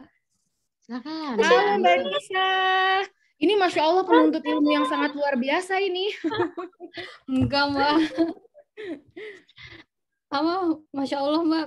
Materinya bagus banget, jadi termotivasi dan juga mengingatkan diri sendiri ya. Kayak terkadang kalau misal datang ke sini niatnya mau belajar, mau gini-gini. Tapi kadang namanya manusia ya Mbak, jadi kayak tergoda dunia gitu. Itu udah manusiawi banget. Saya mau nanya Mbak, kalau misal ya saya setuju gitu, maksudnya kalau kita sebagai murid itu harus menghargai guru kan gitu. Tapi gimana caranya kita tuh sebagai murid menghadapi seorang guru yang omongannya itu kasar? Kan tadi kan Mbak Syarah contohkan kan kalau seorang guru kan harus memotivasi gitu kan, berkata-kata yang baik dan sebagainya. Tapi beberapa guru mungkin ya kadang kata-katanya kasar, mungkin niatnya memotivasi tapi kayak berkata-katanya itu sebaliknya, kayak misalnya kamu itu maaf ya bodoh gitu, kamu tuh nggak bisa kayak gitu. Kita kan murid tuh down kayak gitu kan Mbak. Nah jadi gimana gitu cara bijak kita sebagai siswa untuk menanggapi hal-hal seperti itu gitu. Ya makasih. Iya, terima kasih Mbak Nisa. Ini Mbak Nisa juga orang yang selalu menginspirasi saya ya, rajin banget menuntut ilmunya. Jadi kadang saya malu sendiri kalau misalnya lagi datang malasnya tuh, ya Allah ngelihat Mbak Nisa, Masya Allah luar biasa. Tetap istiqomah. Ya itu tadi ya, manusia yazid wa yanqus ya gitu, naik turun. Jadi emang perlu dicas terus-terusan gitu. Dan juga kita juga jangan terlalu keras sama diri kita sendiri karena kita bukan nabi ya. Kita tidak bisa sempurna setiap saat gitu. Saya sendiri pun seperti itu Mbak Nisa. Nah, menyikapi pertanyaannya tadi, gimana kalau guru yang kita temukan itu bertindak bukan seperti guru yang ideal ya. Guru yang ideal kan mengayomi gitu kan, baik, memotivasi. Tapi ini gimana kalau kita ketemu sama yang sebaliknya? Yang pertama, kita fokus sama diri kita sendiri. Kita harus mengingatkan diri kita sendiri bahwa kita hanya bisa mengubah diri kita. Kita tidak bisa mengubah orang lain. Ya. Jadi yang bisa kita ubah adalah reaksi kita terhadap apa yang disampaikan oleh dosen tersebut gitu. Jadi jangan sampai kita yang gini, ini dosen harusnya berubah nih, nggak bisa begini terus. Mahasiswa tuh udah pada capek ngadepin dosen itu. Hey, kita siapa? Ya, jadi itu super hak prerogatif Allah untuk mengubah orang lain. Ya, yang bisa kita lakukan adalah reaksi kita gimana. Yang pertama, ingatkan diri sendiri bahwa beliau adalah guru. Ya, jadi bagaimanapun usahakan tetap bersikap baik, tetap bersikap sopan, sekalipun beliau salah. Ya, cara menyampaikannya juga harus tepat. Ya, kayak tadi saya kasih contoh sedikit bahwa ini dosen, saya sangat hormat, saya biasanya nggak berani bilang enggak gitu. Tapi secara logika dan ketika saya juga istikharah sama Allah gitu, kok saya dicondonginnya judul yang saya mau gitu. Ternyata tanggapannya luar biasa indah gitu ya.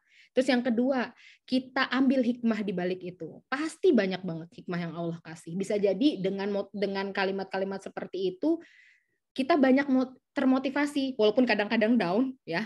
Tapi banyak juga yang ngebuat kita, coba kalau nggak dapet dosen yang kayak gitu, mungkin aku santai-santai ya, mungkin research aku entar-entaran gitu.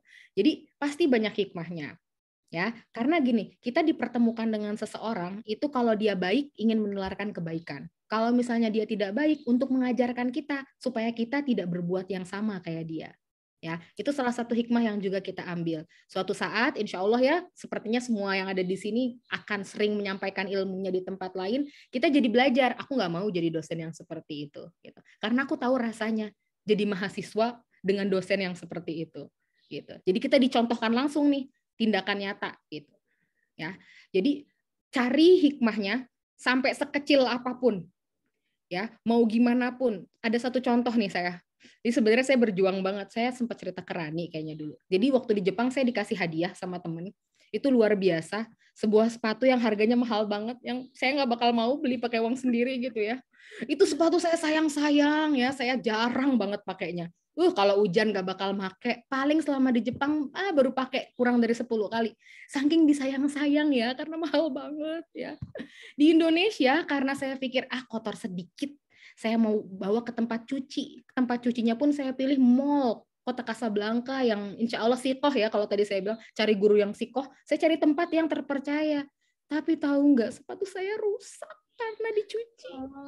Salah penanganan, coba. Aslinya putih, bersih, jadi kotor. Di situ ujian yang sesungguhnya ujian, ya. Apakah saya bisa mengaplikasikan apa yang sering saya ucapkan kepada orang lain? Ya, benar-benar itu.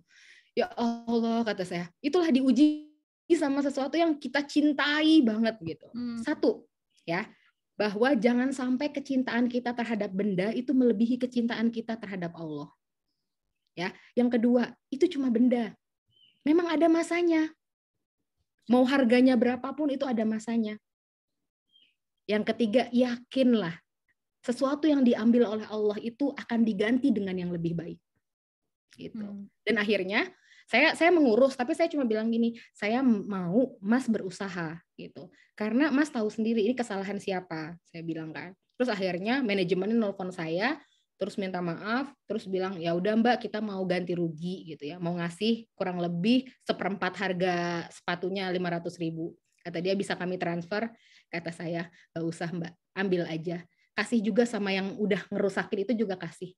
Nggak apa-apa, saya maafkan. Jadikan ini peringatan bahwa berusaha yang baik gitu. Jadi kalau bekerja itu bekerja yang baik. Gitu. Saya cuma butuh kemarin permintaan maafnya dan menyadari kesalahannya. Kalau uangnya ambil aja, dibagi-bagi aja gitu. Karena bagi saya juga, saya nggak beli sepatu itu pakai uang saya, itu sepatu hadiah gitu. Dan saya yakin insya Allah akan ada gantinya oleh Allah. Walaupun perasaan nyeseknya sih ada banget manusiawi kan gitu. Tapi gimana ngelawan rasa itu gitu. Dan semoga itu juga jadi pengingat kepada orang itu ya. Jadi orang itu juga ya Allah gitu ya, aku berbuat salah tapi yang aku hadepin bukan marahin aku gitu, malah justru ngasih gitu. Semoga dengan itu dia jadi berpikirnya baik gitu, bukan dendam ya. Kalau misalnya itu kan, ini orang berjilbab gitu, tapi kok marah-marah, yang misalnya kasar atau apa gitu. Itulah ujian yang sesungguhnya. Gitu ya. Jadi Mbak Nisa, ujian seorang mahasiswa memang seperti itu kan. Salah satunya mendapatkan dosen yang mungkin tidak sesuai banget sama harapan kita, tapi yakinlah itu yang terbaik menurut Allah. Gitu. Pokoknya mau sampai gimana pun cari itu yang terbaik menurut Allah. Aku tuh sering begitu tuh, kayak sepatu itu kan, ini kenapa nih, kenapa? Pokoknya cari aja. Allah tuh selalu apapun itu, mau kelihatannya jelek, mau kelihatannya kok aku yang begini, kok aku begini, nangis boleh, kecewa boleh, tapi habis itu balikin. Ini adalah yang terbaik yang Allah kasih buat kita. Saat ini saya belum tahu, insya Allah sebentar lagi saya tahu. Gitu ya Mbak Nisa ya. Ya Masya Allah banget jawabannya Mbak. Makasih ya Mbak. Sama-sama. Soalnya saya itu takut ya Mbak ya. Maksudnya kalau seandainya nanti di masa depan saya jadi pengajar, jadi pengajar yang kasar juga gitu. Padahal saya nggak pingin, tapi tahu nggak sih Mbak, kayak misal, aku dulu pernah diginiin sama mahasiswa aku, berarti aku nggak apa-apa dong kalau gitu ke mahasiswaku, tapi saya tahu rasanya nggak enak gitu. Jadi makanya kayak gimana berusaha supaya nggak seperti itu gitu. Betul banget tuh Mbak Nisa ya. Jadi kalau yang pertama itu yang menjadikan pekerjaannya itu hanya aktivitas harian, rutinitas harian, itu menganggap saya boleh-boleh aja melakukan apa yang dosen saya dulu lakukan. Tapi ketika aktivitas yang kita lakukan nilainya ibadah, boleh nggak ya sama Allah gitu. kayaknya nggak boleh deh. Jadi saya nggak mau melakukan itu. Apalagi saya udah pernah ngerasain dulu di posisi itu gimana gitu. Jadi selalu kembalikan kepada Allah, insya Allah jadi lebih tenang hidup kita. Gitu. Semangat Mbak Nisa. Ya, Mbak Sarah juga. Makasih Mbak. Nanti ketemu Iya, bentar lagi Mbak di Indonesia. Iya, di Jepang juga dong. Oh Semoga iya, ya, terbuka, Allah mengizinkan aku kembali lagi ya. Amin. Amin ya Rabbal Alamin. Ya, makasih Mbak. Iya, sama-sama. Banyak tadi atas pertanyaannya Mbak Nisa sama Mbak Rina. Mungkin kita cukupkan dulu ya Mbak Syarah. Kalau ada dari teman-teman yang ingin bertanya, mungkin bisa langsung ke Mbak Syarah, boleh ya nanti Mbak Syarah? Nanti Silahkan. Mungkin bisa dikasih kontaknya dari panitia atau masih di grup juga kan Mbak Syarah Maya? Masih. Ya, bisa langsung DM Mbak Syarah. Ya, terima kasih banyak kami ucapkan kepada pemateri kita hari ini Mbak Syarah. Luar biasa sekali kami mendapat ilmu yang sangat bermanfaat insya Allah. Dan semoga kami semua bisa mengimplementasikan ya, bisa juga biar tidak hanya sebatas di majelis ini saja, tapi bisa sampai menjadi amal ya, biar nanti ilmunya sebagai sedekah jariyah. Amin. Amin ya rabbal alamin. Ya, baiklah. Selanjutnya sebagai penutup kita akan membaca doa bersama-sama yang akan dipimpin dengan Mbak Syarah ya. Doanya ya. Sekali. Iya, nggak apa-apa Mbak. Oke, Masya Allah, terima kasih banyak. Tidak terasa ya, kita sudah sampai penghujung acara. Saya pribadi mohon maaf kalau misalnya ada kata-kata atau tindakan saya yang kurang berkenan. Sekali lagi, kesalahan adalah datang dari saya, tapi kebaikan-kebaikan itu datang dari Allah. Mohon dibukakan pintu maaf yang sebesar-besarnya, sehingga apa-apa yang kita jalani ke depannya itu mudah. Gitu. Jadi kita memaafkan diri sendiri, juga memaafkan orang lain. Kita tundukkan kepala kita tengadahkan tangan kita, bersama-sama membaca istighfar terlebih dahulu. Nastaghfirullahalazim, nastaghfirullahalazim, nastaghfirullahalazim. Alhamdulillah, hamdan syakirin, hamdan na'imin, hamdan yuwafi ni'amahu wa yukafi'u mazidah. Ya Rabbana lakal hamdu kama yanbaghi li jalali wajhikal karimi wa azimi sultanik. Allahumma salli ala sayyidina Muhammad fil awwalina wal akhirin wa barik wa sallim wa radiyallahu ta'ala an sadatina ashabi rasulillahi ajma'in. Allahumma inna nas'aluka salamatan fid din wa afiyatan fil jasad wa ziyadatan fil ilm wa barakatan fil rizq wa taubatan qabla al-maut wa rahmatan 'indal maut wa maghfiratan ba'dal maut. Allahumma hawwin 'alaina fi sakaratil maut wan najata minan nar wal 'afwa 'indal hisab. Ya Allah, sesungguhnya kami memohon kepadamu keselamatan ketika beragama, kesehatan badan, limpahan ilmu, keberkahan rezeki, taubat sebelum datangnya maut, rahmat pada saat datangnya maut, dan ampunan setelah datangnya maut. Allahumma ftah lana abwabal khair wa abwabal barakah wa abwabal ni'mah wa abwabal rizq wa abwabal quwwah wa abwabal sihah wa abwabal salamah wa abwabal afiyah wa abwabal jannah. Ya Allah, bukakanlah bagi kami pintu kebaikan, pintu keberkahan, pintu kenikmatan, pintu rezeki, pintu kekuatan, pintu kesehatan, pintu keselamatan, pintu afiyah, dan pintu surga. Allahumma aslih lana dinana alladhi huwa isbatu amrina, wa aslih lana dunyana allati fiha ma'ashina, wa aslih lana akhiratana allati ilaiha ma'adina, waj'al hayata ziyadatan lana min kullil khair, waj'al mauta rahatan lana min kulli syarr. Ya Allah, perbaikilah agamaku yang merupakan penjaga urusanku. Perbaikilah untukku duniaku karena di sana terdapat kehidupanku. Perbaikilah untukku akhiratku yang di sana adalah tempat kembaliku. Jadikanlah kehidupan ini sebagai bertambah-tambahnya seluruh kebaikan untukku. Dan jadikanlah kematian nanti sebagai tempat peristirahatan bagiku dari segala keburukan. Allahumma inna na'udzubika min ilmin la yanfa' wa qalbin la takhsha' wa nafsin la tashba' wa da'watin la yustajabu laha. Ya Allah, kami berlindung kepadamu dari ilmu yang tidak bermanfaat, dari hati yang tidak khusyuk, dari nafsu yang tidak pernah puas, dan dari doa yang tidak diijabah. Allahumma inna nas'aluka fi'lal khairat wa tarkal munkarat. Ya Allah, kami memohon kepadamu untuk mudah melakukan berbagai kewajiban, berbagai kebaikan, berbagai hal yang manfaat, dan meninggalkan berbagai kemungkaran. Rabbana la tuzigh qulubana ba'da idh hadaitana wa hab lana min ladunka rahmah innaka antal wahhab. Wahai Tuhan kami, janganlah Engkau palingkan hati-hati kami setelah Engkau berikan hidayah kepada kami. Anugerahkanlah kasih sayang dari sisimu, sesungguhnya Engkau adalah zat yang maha pemberi anugerah. Rabbana la tada' lana dzamban illa ghafartah, wala hamman illa farajtah, wala 'ainan illa satartah, wala maridan illa syafaitah, wala hajatan min hawaijid dunya wal akhirah illa qadaitaha ya arhamar rahimin. Ya Allah, janganlah Engkau tolak permohonan ampunan kami kecuali telah Engkau ampuni. Dan janganlah ada kesusahan kecuali telah Engkau gembirakan. Dan janganlah ada keburukan atau aib kami kecuali Engkau tutupi. Dan tidak ada penyakit kecuali Engkau sembuhkan. Dan tidaklah ada hajat atau kebutuhan dari kebutuhan kehidupan dunia kami dan akhirat kami kecuali Engkau cukupkan dan kabulkan. Engkau maha pemurah lagi maha penyayang. Istajib du'aana ya Allah.